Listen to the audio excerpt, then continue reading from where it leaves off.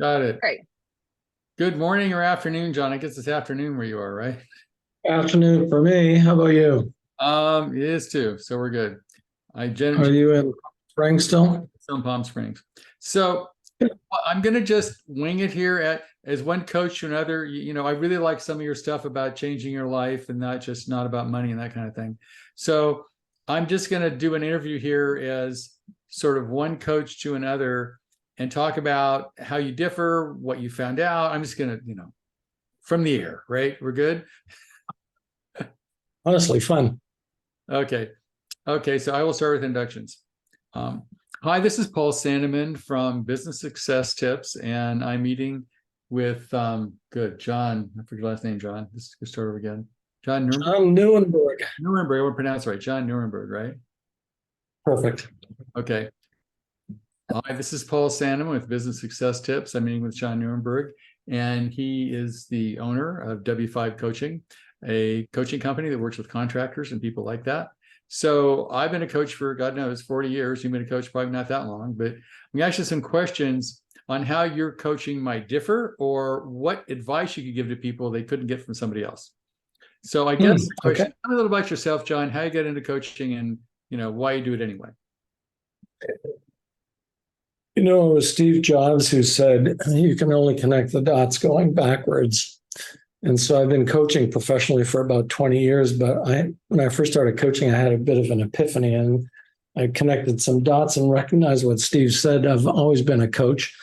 I'm the eldest of 8 children, so you can imagine that casts you in a certain role pretty early in life. I'm hardwired to be a teacher, and I knew that even in high school, but in those days that meant wearing a Harris tweed coat and elbow patches. So, that kind of bureaucratic style of teaching didn't appeal to me very much. In the early 80s, I learned something called the Socratic method of leadership. So Socrates had it the best way to help somebody is to help them figure it out for themselves. And of course, that's what we do as coaches. We act as guides. We may offer some insight or point of view or a tool, but ultimately our job is to help somebody figure it out for themselves. And so professionally for 20 years, and it's also true damn near all of my life.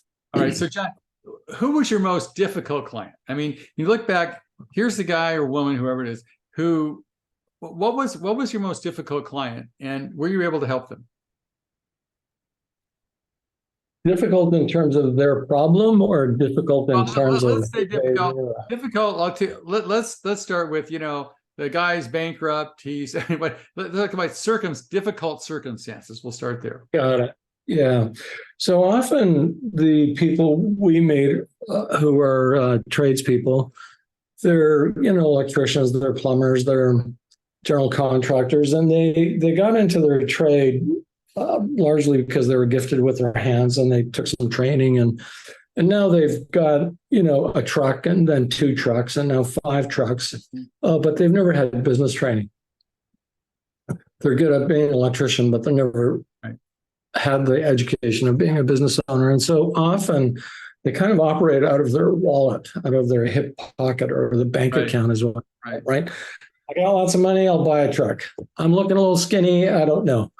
And so they operate in a way where they don't have a scoreboard. They don't have a way of knowing what is the state of the... John, I'm looking for some specifics of a guy, Mr. X, right, who was in significant trouble and you were able to somehow help him out of there and how you did it.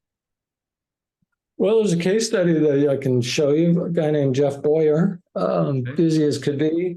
Accountant said he was doing great, but he knew he wasn't. The books never added up, and I helped that guy for about 9 months. He's a roofer, by the way. Mm-hmm. And the case study, one of the first things he'd tell you is that he just didn't know numbers. He didn't know what his gross margin needed to be. So he was often doing work that he was giving it away effectively because he just didn't price it correctly. He also was a guy who would chase his tail a little bit. And what I mean by that is if somebody called and said, hey, can you go and have a look at my roof? He'd be out the door in an hour, very disrupting, never really, being that productive. And so he learned to organize his time in such a way that he focuses on one activity at a time for a day and then does another thing for a day. What he'll tell you is that in addition, he went from being broke to a place about a year later where even after his draw, this is a company that did a little less than 2 million. He had about a 12% profit margin. And so it's, real story, real He guy. went from being broke to making a couple $100,000 a year. Correct. Which That's from where he was sitting was a pretty good outcome. That's awesome. How'd you get him to listen? When they start thinking about getting a coach, most of the time it's because they're prepared to listen. Up until then, they've been stubborn or haven't accepted the fact that they might need some help. So most of the time when they come to work with me, it's because they're prepared to listen, because they're in a way desperate and have tried everything they can think of and realize they've run out of ideas about what can work for them. So there is I don't know if you're familiar with DISC. I'm familiar with the DISC protocol, yes. With DISC is the high C's. They're the ones that are tough to get to listen, because they need to figure it out for themselves before they're willing to take some advice. Okay. Now, question: what if you were going to you're talking to contractors, and you're going to give them like 3 things, just 3 that if you said, okay, these are the 3 things you should do in order to make your business successful, from your point of view, what would those be? Well, first of all, you got to know your numbers and what that means. You got to know what a P&L, got to know how to price jobs. You got to know your accounts receivables. You got to be collecting on them. So everything around money. Number 2 is you got to match your time to what you say your priorities are. And people generally are very poor at that. And third, what I'd say is that nowadays it's pretty easy to get customers. It's really hard to get good workers. And yet we kind of do that on the end of our desk, and we, put something on Indeed and nothing happens, and we're kind of annoyed by that. So if there's 3 things. I guess that's what got me in the recruiting business, because it's hard to do, right? To find good people. Yeah, it is. So question, let's take the lifestyle issue. Let's say a person's working really hard, and they can't ever seem to create time for their family, their sports, or whatever. And they go, look, I'm trying, but I'm a contractor and I got to get the job done. And I've got all these priorities and whatever. So how does a contractor, your clients, create time when they don't have any? Well, we're not going to actually create time, but it's how you think about time that makes the big change, right? So for starters, just about every contractor I work with right in the beginning is probably doing 10 hours worth of work. They themselves are doing 10 hours worth of work they should not do. So I'm going to put it in crude terms. Anytime you say to yourself, oh crap, I have to, that's a clue. You shouldn't do that work anymore. Right. And so you make a list for a week or 2 weeks of all the stuff you say, oh crap to, and I'll show you how to get a VA or someone who can do that work for you and do it better than you. And so that'll focus you back on the things where you generate the most value. Where do you generate the most value? By meeting your prospects. How much of your time have you blocked into your calendar to do that? Well, I just go chase my tail every day. So what I'd say is that have a VA, hold yourself accountable to the VA, block your time into the key priorities, and then follow that plan. Okay. I've learned a lot about Pareto's principle, 80-20 rule, right? That's something that most contractors should understand. That 20% of your activity produces 80% of results. Yeah, that's a good application of that idea right here, is that they're chasing the 80% and not recognizing that it's really about 20% that produces the biggest gain. That's true. So as a contractor, you work with a lot of smaller contractors, right? Yeah. If you haven't got a marketing budget, and how do I get, tell me how you've got help some of your clients specifically get work, get clients. That's, in today's environment, it's not that hard. Okay. It's much more difficult. Well, it's much more difficult to get workers. So for starters, what I'd expect people to do is to have a roadmap of their financial future. What's the revenue and profit plan? Mhm. And once they have that, then it needs to be supported by a tactical marketing plan. So what are the specific tactics? Give me an example of a tactical marketing for a roofer or somebody you've actually helped create business and how you've done it. Well, I'll give you one tactic. So you're a painting contractor. When you go paint Bob's house in the neighborhood, go door knock 20 other doors in that guy's neighborhood. And your proposition when you knock on the door is, I'm going to go to the dump. I'm doing Bob's house right now. Do you have any leftover paint? I'll just do it as a favor for you. Most people appreciate that as a gesture, and almost always that'll turn into another piece of work. Great. I've heard that, don't excuse my mess, but I love that I get rid of your paint. That's a much better pitch, right? Yeah, exactly. I'll help clean up the neighborhood. Give me your paint that you don't want. That's good. That's good. Give me another example of some marketing stuff you've tried for small contractors that's worked. I have a contractor take a photo of the house when it's finished, turn it into a poster like this one over here. Right. Put it on canvas, make that part of the celebration of giving him the keys and turning over the house. And where's that poster going to go? Where's that art piece going to go? It's going to go in some prominent part of the house. And who's going to go visit it? All your friends and neighbors. And who are you going to be talking about? My contractor, who was great. And so it's a great way to instigate a word of mouth. Okay. So you have any other ideas I love marketing ideas because I'm sure people listening to this podcast could use all the marketing you can give them. Any other things that work for you? Well, there's the stock things. How many Google reviews do you have? Okay. Now, who gets the value out of a Google review? You do. But who has to do the work? You're the person providing you with the review. So one of the ways that you can reverse that is, Paul, we just finished doing your house. What would you say are the top 2, 3, 5 things that you enjoyed about our process? And you'd tell me 2, 3, 5 things. And then I might say, Paul, look at testimonials matter a lot. Google reviews matter a lot. They're kind of a pain to do. How about if I take what we've just been talking about? I'll turn that into a testimonial or a Google review. I'll send it to you, of course, in draft form for your approval. And if you're good with it, would you mind if I went ahead and posted that on my website, or I'll give you some instructions on how to get a Google review. Yelp review. Do it for them, right? Do it for them. That's the bottom line here. The same thing. I used to want to get reviews on house. I found that if I called the person and actually walked them through the review on house, they would do it. If I asked them to do it, they'd never do it. So I think that's exactly advice, is do it for them. That's great. Yeah, take the effort, do the work for them, and as much as possible, take all of the friction of what it would take to put a review together. Okay. So will you have any suggestions on how, on software to use or financials? I mean, there's Builder Trend, Procore, Job, there's a bunch of softwares out there. Do you have any suggestions and how they can understand their numbers? I mean, you probably worked with a lot of them on that.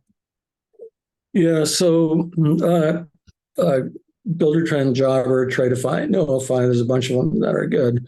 They're a bit daunting for most of the, the kind of folks that we're working with. And so go find a coach. Typically, you can do that on Upwork, a Jobber expert, and get that person to do all the work of loading it up and getting it started and teaching you for a 13-week curriculum until it's running for you smoothly, and then get your VA to do the updates routinely. It works when it's working, and the owner is unlikely to be the guy that actually makes it work. And so get an assistant or someone who does that. How do they find that person for you? How do you find the person? Well, Jobber themselves, or a lot of these software will have consultants that they have on track, but you can find lots of good workers on Upwork these days. The site on the internet that has freelancers making their services available. And if you do a search for virtual assistant and you must include Jobber or whatever your technology you're using, you'll find lots of candidates. And I guess you can use Zoom or whatever to learn how to do this stuff, and they don't have to be there, right? Oh, the people you'd be hiring on Upwork are expert at Java, and they'll be teaching you. Okay, but they obviously don't have to be at your facility. They can teach you from someplace else in the world, right? That's a good point, Paul. That's something that people have a hard time getting their head around. That the Zoom, the internet, has made the world a very small place, and there's a lot of resistance to it. But the pandemic has really been helpful in that way, in that it got all of us to start to use virtual meetings. Every grandma has been meeting their grandchildren on Zoom, and so it's taken a lot of the friction out of doing things virtually. I have one client who keeps a Zoom call open 100% of the time with their virtual assistant in another country, and it's effectively the same as yelling outside the office door. So they're always in the office, right? Yes, exactly. That's a clever idea. I've been able to try with my virtual assistant. Just keep Zoom on all the time. It's like they're there in your room with you, right? Right, and so you can have the casual conversations as you do, and they're available to catch the things as you're working through your things. Zoom makes that all two possible. screens that you have them on one screen, and you have Zoom, and then when we're doing other Zoom meetings, they're participating, but they don't have to physically be in the meeting, right? Exactly right. That's a good idea. I'll try that one myself. Awesome. So next question. As you've been doing this for many years, do you have, when you put it, let's say, I'm going to take your most, your most successful client, somebody who you just killed it with, and what allows you to be that successful with that client? Because people listening to this, I want to know what they need to do to be coachable, obviously, and then what kind of results they can expect from a good coach. One of the first clients I ever had taught me this. He was a painting contractor. He went from doing about 300,000 to 3 million in about 2 years, or a little less than 2 years. And we met him and his leadership team. So there was 2 others. And the thing about coaching is that, we can have a great coaching call, but if you're not doing the work, if you're not executing, implementing the things that you talk about, you're not going to get results. That was my biggest problem. Telling what to do was easy. Getting them to do it was really hard. So as one coach to another, how do you get people to actually do what you tell them to do? So it's a range. It's not 0 and 1, it's 0 and 100. So some of the ones where you get the best results, they execute just on good faith and belief.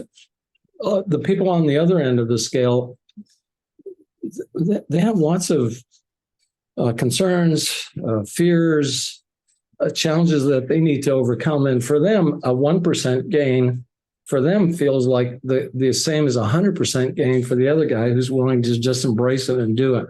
So, to some extent, it's frustrating because you think there's so much more possibility here and they could be doing so much better. But what you can take some comfort from is they're doing way better than they would have done otherwise on their own. Mm-hmm. And so with clients, you can have that very conversation. Hey, look, if you just simply executed on the things we talked about, you'd be 5 times further ahead. You haven't, but you're further ahead than you would have been on your own, left your own devices. So as a coach, how do you hold people accountable? I mean, I always had an issue like, you don't want to say, hey, you screwed up, you want to beat them up about it. But at the same time, they should have called on architects, or they should have put up the signs, they should have done the P&L, whatever. What do you say? How do you get them to do it without beating them up? We have a Google Doc open jointly, each of us on our respective end of the call, and we're completing that document with what they're going to get done in the week. If I put it in, it's not nearly as meaningful as if they write what they're going to get done this week. So my job is to get them to actually document it. Some of them are docs, and you have them write, my to-do list for this week is 1, 2, 3, 4. And exactly. They get to that. And then next week you hold them accountable to what they wrote down in the Google Doc. Exactly. Yeah. Let's go have a look at it. What got done, what didn't get done, why did you get it done, what still needs to be done, somebody said you have what you want in life or an excuse, right? Those are 2 options. Say it again. You either have what you want in life or an excuse. Yes. Which version of this would you like today? Right. Well, that's good. Go ahead. Go ahead. The other thing I'd say about it is that, we sometimes misunderstand the role of motivation or willpower or discipline. No matter how much willpower or discipline you have or I have, none of us have enough. It's a bit of a myth that evaporates easily. And so what I've learned is that if you're not behaving in the way that you want, you want to create an environment or a system or a structure that holds you accountable. And so a story I'd like to tell about that is about a guy named Sean Aker, very accomplished guy, wrote books, professor, university professor. He wanted to learn to play guitar. So he puts a guitar in his living room, but every time he goes into the living room, what's the default thing he does? He picks up the TV remote and veggies up. So then one day feels bad about not playing too. Not only does he feels bad every time he looks at the guitar, right? Yeah, exactly.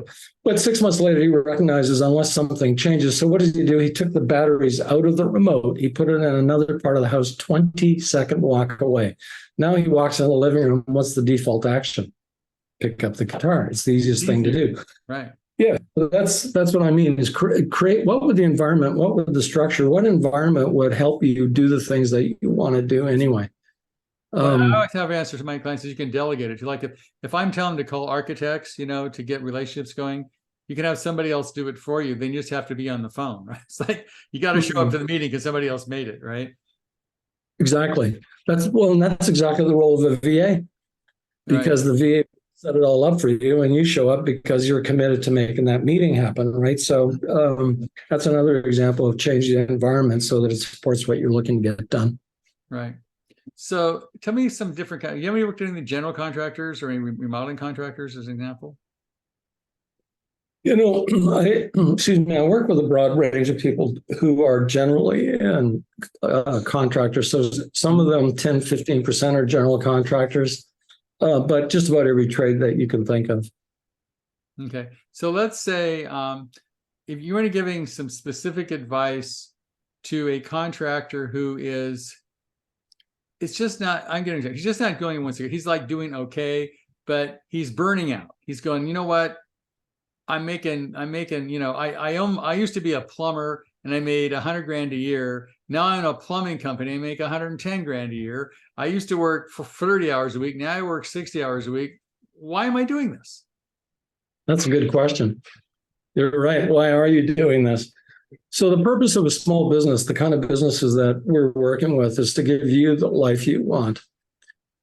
If you're a $100 million business, there's lots more complexity. And so this kind of thought doesn't apply. But for most of the people that we're talking about, it's to give them the life they want.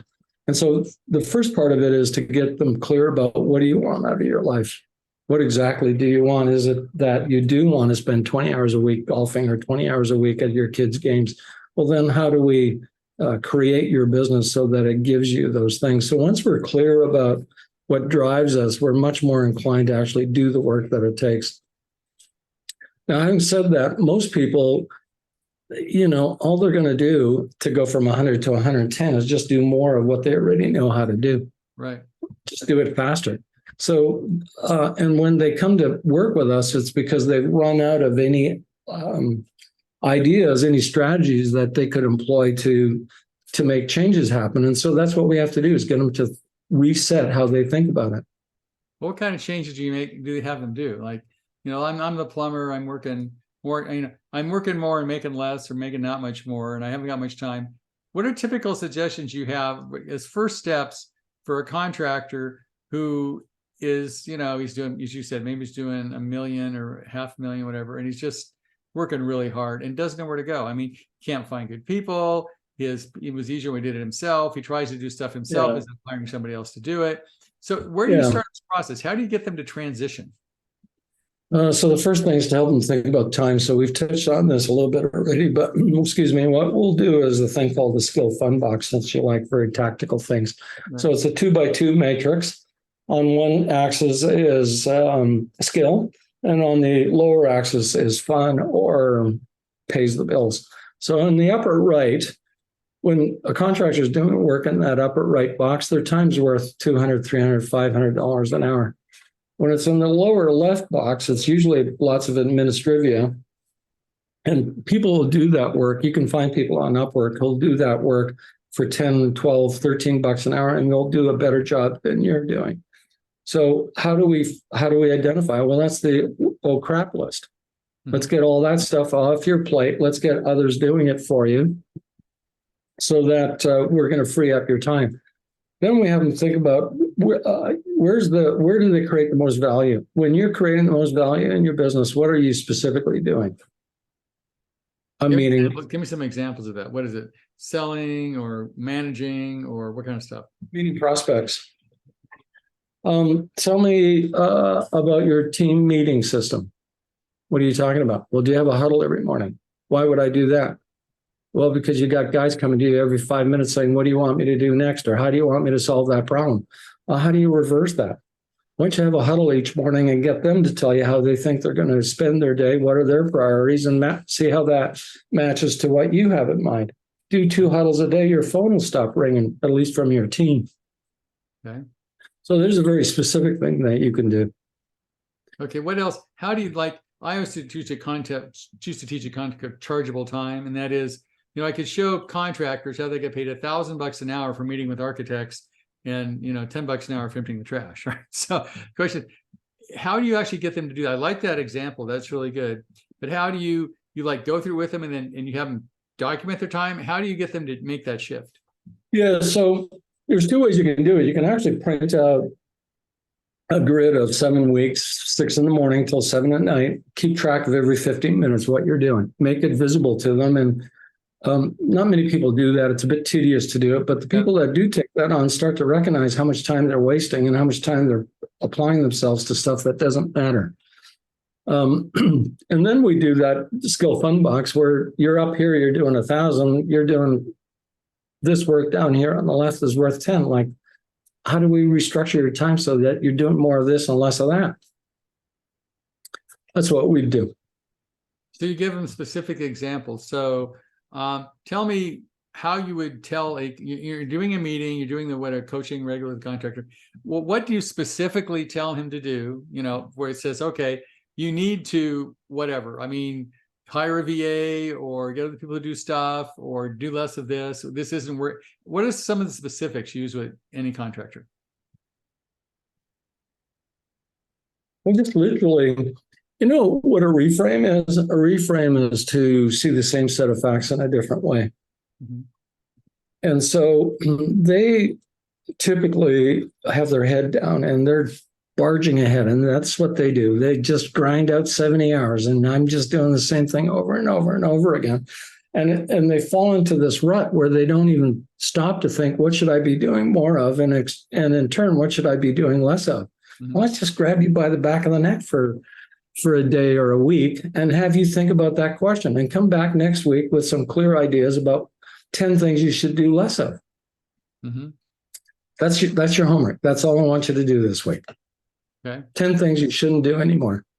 So it sounds like accountability is a key part of your practice because you're holding them accountable for what they said they would do, right? Coaching's 3 things, in my opinion. So number 1, it's helping the business systems, tools, and strategies around the business. We talked about a tactical marketing plan. Okay. It's also about personal coaching. And by that, I mean, I'll just put it in this way. If the owner wants a better business, first the business needs a better owner. Yep. It's you. And what that means is work harder on your business than you do on yourself. Or harder on yourself than you do on your business. On yourself. That's exactly the point. So the second part of coaching is to become smarter, better, more educated, more skilled than you are today. And the third part of coaching is accountability. Okay. When we hold ourselves accountable to another party, we do more than we do on our own.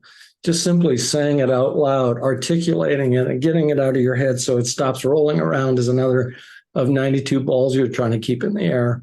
That by itself helps people get clear about what they need to do more of. I guess people work harder in a gym with a personal trainer than they do on their own, right?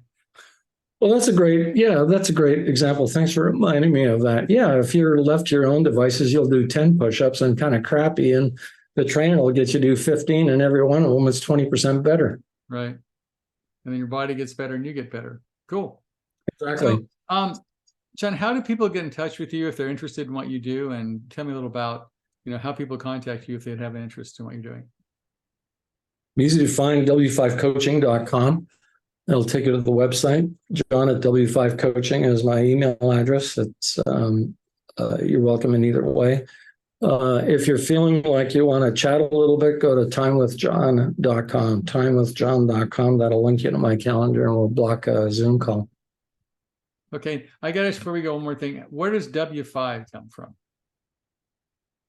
So coaching is about helping people figure it out for themselves, and the best way to do that is to ask them a bunch of questions. That's the Socratic method, and the best questions all start with W: who, what, when, where, why.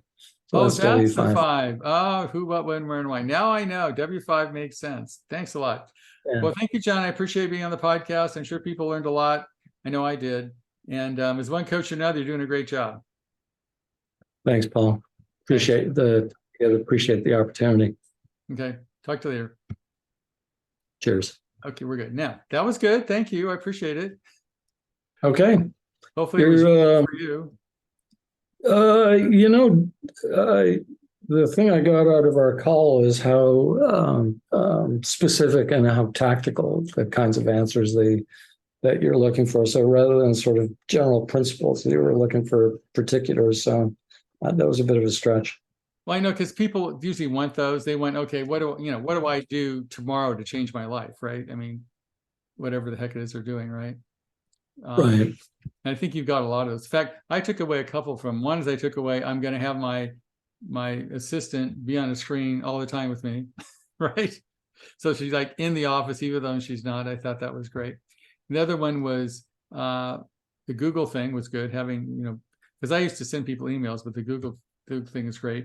And I think the last one was that idea of, I used to have people do, excuse my mess, but I love the idea we're cleaning up the neighborhood. Can we help? That's much better. So yeah, awesome. Yeah, so it's an offer of help. It's a extension of help. And I feel good. I mean, you're a nice guy if you even offer, right? I mean, that's cool. Exactly. That's the 90% of the value is just making the offer. And if they have some pain, no big deal. We're going anyway.